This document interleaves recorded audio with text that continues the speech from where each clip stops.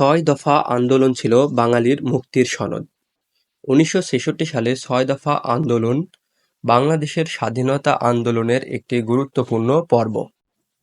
শেখ মুজিবুর রহমানের নেতৃত্বে এই আন্দোলন শুরু হয়, যার মূল উদ্দেশ্য ছিল পূর্ব পাকিস্তানের স্বায়ত্তশাসন প্রতিষ্ঠা করা। ছয় দফা আন্দোলনের দফাগুলো হল: ১.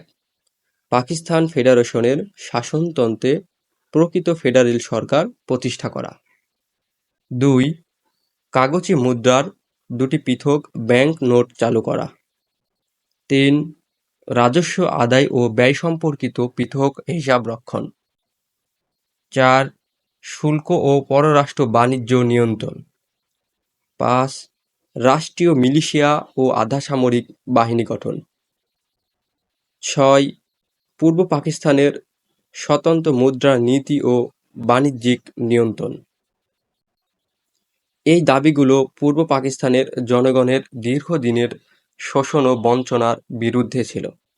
ছয় দফা আন্দোলনের ফলে বাংলার মানুষের মধ্যে স্বাধীনতার চেতনা আরও জোরালো হয়ে ওঠে। এটি পরবর্তীতে ১৯৭১ সালে মুক্তিযুদ্ধে পরিণত হয়। ১৯৭১ সালে ১৬ই ডিসেম্বর বাংলাদেশ স্বাধীনতা লাভ করে।